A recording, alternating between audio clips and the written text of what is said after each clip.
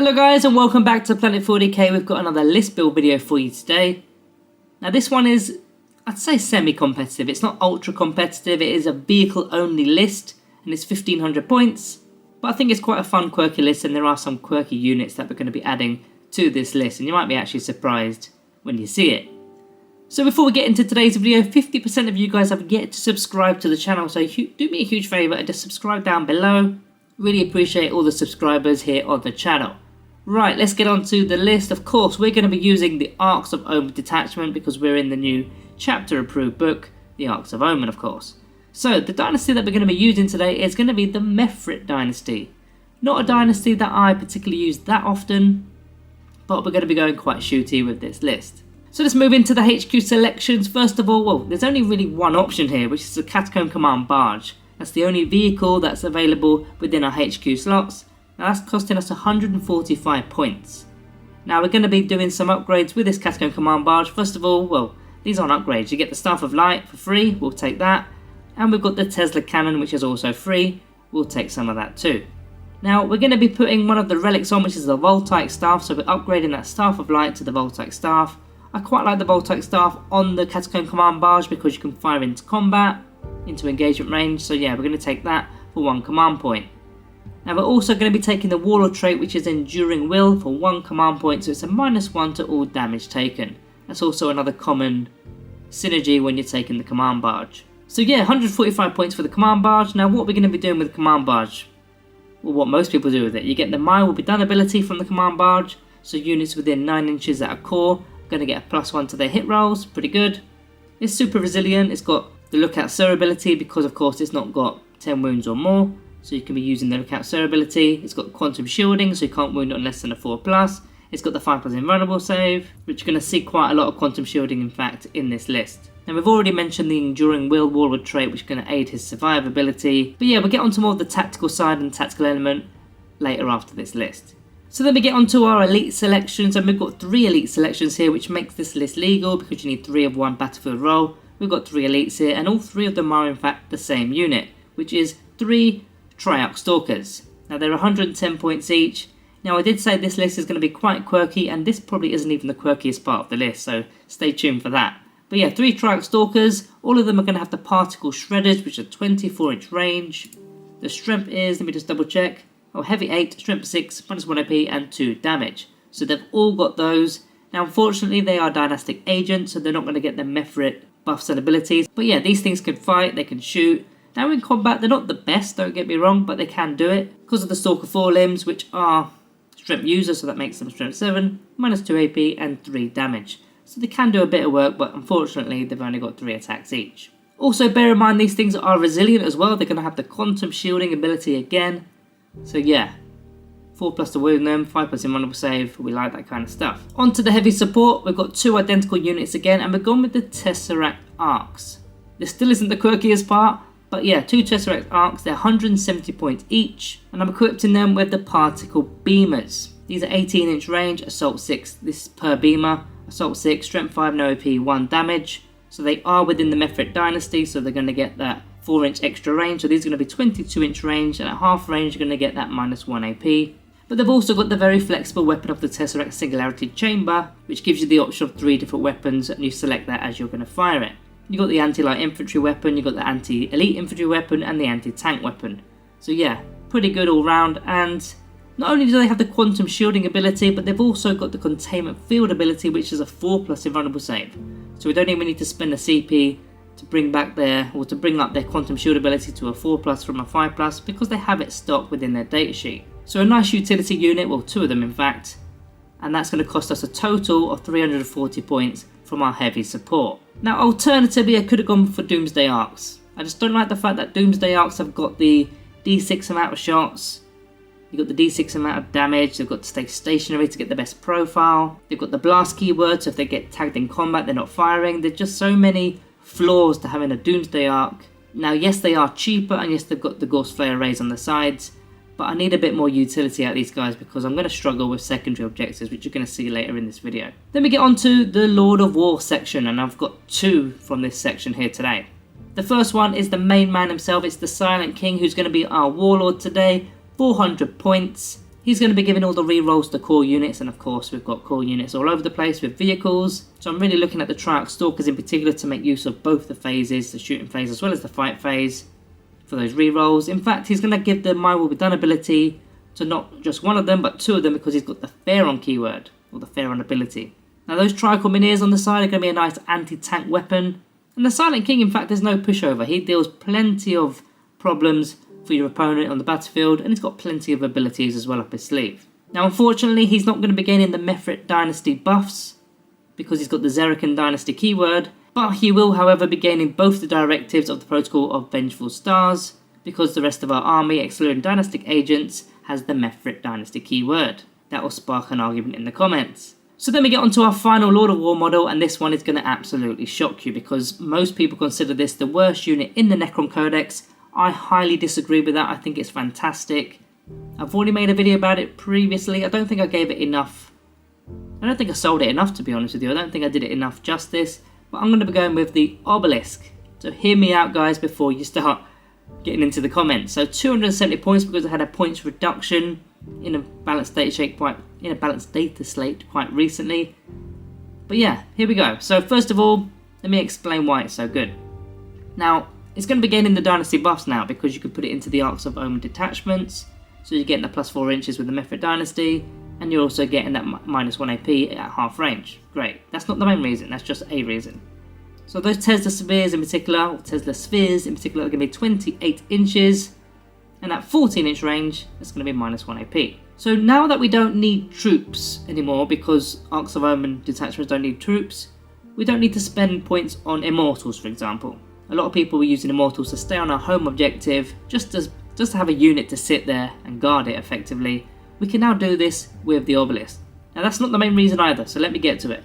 So these things are also vehicles, so they can fire into engagement range with their assault weapons, and there's going to be no penalty whatsoever because they're assault, they're not heavy weapons. We can even fall back and shoot because they're Titanic. But the real winner, and the thing that people are sleeping on the most, is, well, let me just give you an example here. If I said to you, this thing can throw out 21.7 wounds, and that's after armor saves, to an enemy unit that's toughness 7 with a 3+ armor save, would you believe me? And that's all in a single turn, by the way. That's not over the actual game. Just one single turn. You're not going to believe me, right? So let me show you. Right, so the Tesla Spheres, we've already gone through those. 24-inch range, assault 4, strength 7, no AP, 1 damage, exploding 6s and all that jazz. It's then got the ability called Hovering Sentinel. In the movement phase, if the model remains stationary, then until the start of your next movement phase, the Tesla Spheres have a type of assault. I can't talk today. Have the assault 6, but basically each Tesla Sphere has assault 6, and the strength characteristic goes from strength 7 to strength 8, and the damage goes from damage 1 to damage 2. Beautiful. So instead of getting 16 shots, you're actually getting 24 shots if you remain stationary.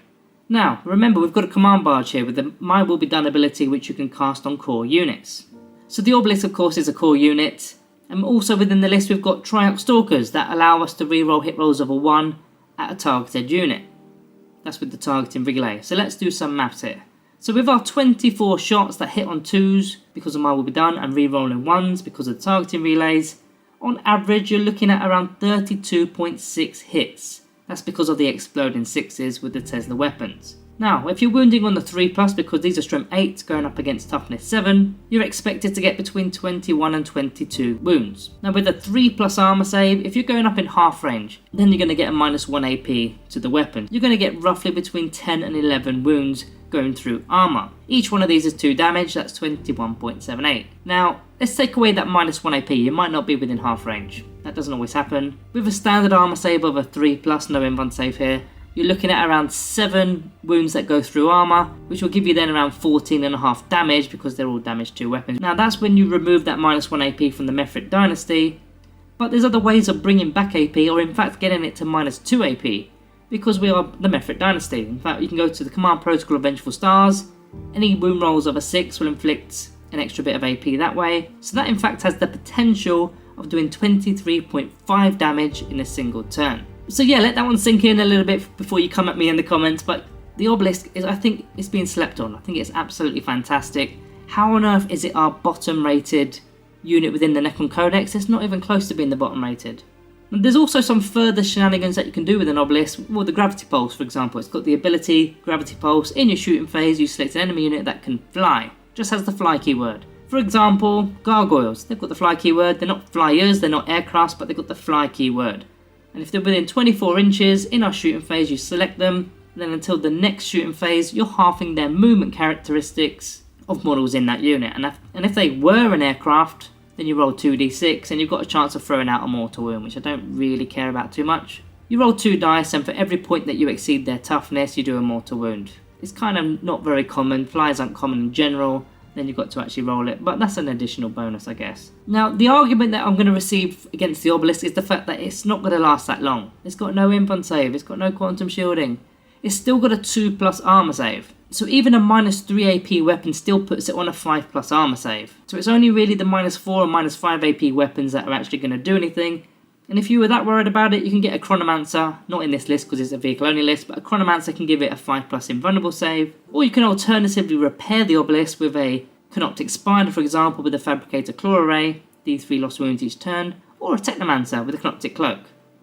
And don't forget, of course, you've got the command protocol of Undying Legions, which you can bring back 2 wounds with living metal. So there's lots of ways to heal this thing and bring it back to full potential. So by this point you'll realise that we have 15 points spare, and I didn't actually have anything to do with that 15 points. So I'm going to go back to one of those Triarch Stalkers and upgrade one of their weapons to have a Gorse Cannon, or the Twin Heavy Gorse Cannon. They cost 15 points. That's the only thing I can really do, apart from completely changing the list. Now at one point I did have the fortification in. It wasn't really going to do much apart from maybe help score engage on fronts or something. But I took it out because I wanted the Tesseract Arcs within the list. I didn't have any points for the fort. So yeah, 15 points, I'll throw it into one of our Triarch Stalkers, and there we go. So let's talk tactics. What are we going to be doing with each unit within this list? Let's start with the Triarch Stalkers. So they're going to be a very nice distraction group. 2 of them can benefit from the Silent King's My Will Done ability with the Pharaon ability, which is of course working in the shooting phase as well as the fight phase. And all 3 can benefit from both of his auras for re-rolling the hit rolls and re-rolling the wound rolls. Now the likelihood is they're going to be splitting towards primary objectives on the battlefield, depending on where they are and what mission we're doing and all that jazz. Then we've got the Silent King, which we've already just mentioned. He's going to be behind those guys. Unfortunately he doesn't gain the Lookout Sir ability because that's not a thing with him. And the 2 Triarch are of course going to be our anti-tank weapons within the list.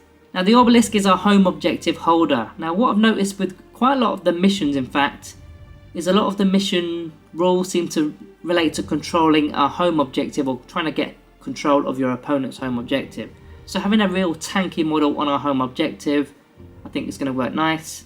We don't really want to be moving it all game because we want to be maxing out what he can do, or what it can do with its weaponry, with the Tether Spheres. Now potentially we could make a charge move with the obelisk if there's an enemy unit nearby. We get some free movement in that charge phase with the piling and consolidation, all that jazz. And if we stay in combat, it could actually protect us from being shot at range on our opponent's turn. Now of course that would mean that we have to fire into engagement range on our own turn. Now it is a Titanic model so it can fall back and all that jazz, but then we are moving, aren't we? Now the obelisk is going to be providing that Lookout Sir ability for the Catacomb Command Barge, because of course the obelisk is a vehicle and the Catacomb Command Barge is only 9 wounds. So that can't be targeted with the obelisk nearby unless it's the closest eligible unit, which it shouldn't be. Now optionally we could actually have taken the Veil of Darkness relic instead of the Voltaic Staff. Perhaps we could have used it on the obelisk and got it out of dodge because there is enough room for it to wholly be within 6 inches. But then that will class as movement. But yeah, swings and roundabouts for that one, depends on what you want to do. Now the 2 Tesseract Arcs within the list, they've got a bit more freedom. They can be doing our secondary objectives, whatever we're selecting with those. And they can also just assist with removing units from the battlefield. We need to be quite clever with the units that we actually remove from the battlefield, so these can assist with that. And then alternatively they can be used as a screening vehicle. I know it's quite an expensive screen, but a screen for our obelisk model, having 2 of these in fact, with their flexible weapons, that's going to make it a lot harder for units to charge our obelisk. So let's talk about some command protocols before we talk about some secondary objectives as well. So let's talk about some command protocols before getting into what secondary objectives I would select with this list. The only one that I can really see worth taking, in fact there's 2. It's a split between the Protocol of Vengeful Stars, because of course that's the Mephit Dynasty one. Having 6 to wound will give us an extra bit of AP, and also removes light cover at half range. Or alternatively there's the Protocol of Undying Legions. Now that's the one I'm going to be going with in fact for this list, Protocol of Undying Legions, mainly for Directive 1. When using your Living Metal ability, you get 2 wounds back instead of 1. All of our models are going to be using Living Metal, and they're already quite resilient as it is, lots of invuln saves with Quantum Shields or just standard invuln saves, Containment Field saves and all that jazz. So yeah, I think that will make it quite difficult for our opponent to get rid of our models. So then we come on to secondaries, and this is a little bit of a problem, not going to lie. A little bit of a problem. I've struggled a little bit. I do have a little list, but I'm just going to go through them all. It's probably easier to do that than actually have a list, because it's going to change every game. If you were to use this list every game, the secondaries you select will change every game, because there's not that many options, but some of them pair better with others. So from Purge the Enemy, you've got Assassination or Bring It Down. Of course, that's going to be very list dependent on what your opponent brings, but you do have to take one of those. That's something that's going to happen because our Shadow Operations is all actions. We can't do actions within our list, so that's out the window. There's no point looking at the Warcraft ones because we don't have any Psychers, and killing Psychic models, that basically goes hand in hand with Assassination anyway, doesn't it? So at this point, it's Assassination or Bring It Down. One of them has to be within the list. That's not the best thing, but it's doable. From the No Mercy, No Respite list, you've got No Prisoners, doable. The Treasure of Aeons. If we were playing the Nihilak Dynasty, that would be doable. And yeah, we could change it up. We don't have to stick with the Mefrit Dynasty, but for this list, I want it to be a little bit different. We always use the Nihilak Dynasty on this channel, so yeah. Gone with the Mefrit list today. This makes the Treasures of Aeons a little bit more difficult to achieve, so I would probably take Grind Them Down. Grind Them Down isn't one that I commonly take because it's a huge risk. I mean, how many units do you want to take out in that single turn? You're going to make it harder for yourself as the game goes on, the more you take out in the first turn. But there's not that many models in there's not that many units within our lists, and against a lot of other lists, they're definitely going to have a lot more than we do. Unless you're going up against Knights, for example, they might have a lot less than we do. In that case, I probably would take the Treasures of Aeons, and then we can pair that with, say, Bring It Down. From the Warcraft list, yeah, we've already gone through that. Abbot the Witch is the only one we can take, and you're going to pair that with Assassination, perhaps. Then from the Battlefield Supremacy, which is actually going to be the last of the options because the others can't be done. Behind Enemy Lines, not for me. We've got no deep strike options here. It's going to be quite difficult. We could use Strategic Reserves, but I think we need to be shooting from turn 1 with our shooty list. So that's not... It can be doable, but not for me. I think the one that we need to look at is Engage on All Fronts. We've got options with Engage on All Fronts with the Triarch Stalkers, the Silent King. We've got the 2 Tesseract Arcs. All very resilient, that can get into the quarters and score, whether it's 2 points or 3 points in a turn. Now hopefully, if you get the right mission, the Obelisk can actually be within 1 quarter, away 6 inches from another quarter, and still be holding our home primary objective. That happens in some missions, not in all of them, so that is a little bit pot luck. The other option in there is Purge the Vermin. For that one, we need to take control of the centre of the battlefield, otherwise your opponent sticks 1 unit in the centre of the battlefield and that literally messes up everything. You can't score Purge unless it's your own deployment zone. You might get 1 point a turn. But yeah, you have to literally completely nullify the centre of the battlefield. I mean, yes, it is doable, and again I'm going to use the example of going up against Knights. They'd have to stick a Knight in the centre of the battlefield, but now you're using your entire army to take out that Knight. That one is dependable. It depends on what your opponent brings, but for now I think I'm going to be selecting Engage on All Fronts. And yeah, Shadow Operations we can't do. We can't do Raise the Banners, there's no infantry. We can't do Retrieve Battlefield Data, we've got no Bikers. We can't do Ancient Machineries because we've got no core non-vehicle models and no Canoptic models. So yeah, really we're looking at Engage on All Fronts, Grind Them Down, and then either between Assassination and Bring It Down. And then alternate between other options such as Purge the Vermin, Treasures of Aeons, or Abbot the Witch. They're sort of secondary options. Secondary of secondaries, you know what I mean. So yeah, so let's get on to some, before we end the video, we've got to talk about some weaknesses. You've probably seen some just there, in fact. There are weaknesses within this list. I mean, this isn't meant to be a competitive list, it's a theme list, it's a fun list, but you can argue that it's semi-competitive. But as for weaknesses, there's a lot of Bring It Down points here. There's in fact 20 Bring It Down points, I believe. Now your opponent, of course, will max out at 15. But yeah, there's no way around that. It's a vehicle list. What can you do? We've already just alluded to it with the secondaries. There's not really that many options, and Shadow Operations are a complete no-go. Now, we're not using Objective Secured either, so Treasures of Aeons isn't a no-go really. It is a no-go really. And holding primary objectives could potentially be a problem against certain factions. Against objective secured factions, if we're going up against, say, Deathwing Terminators, or we're going up against, I don't know, lots of Tyranid Termagants and Gargoyles that are taking all the objectives and swarming the battlefield, we're going to really struggle against those kind of factions. So we're not going to have board control, so we're going to have to be very selectable on the units that we take out. We're going to have to be very smart, very clever. We can't just be shooting out everything willy-nilly. So guys, that is my 1,500 point vehicle only Necron list. A little bit of fun for you guys, but yeah, try it out if you want, if you've got the models. I mean, 3 Trike Stalkers, not everybody's got 3 Trike Stalkers. Now for this one, I have not play tested it, I want to put that out there. This one hasn't been play tested, this is purely theory only, whereas the previous one, that was play tested, I just haven't given the results. But yeah, this one hasn't been play tested, it's pure theory, pure fun. Let me know down in the comments below what you think of it. Would you upgrade it? How would you change it? Yeah, just let me know down in the comments below. So guys, I don't know how long this video has gone on for, but if you are still here, you guys are absolute legends. And yeah, all that's left to say is thank you all for watching, and I'll see you in the next one.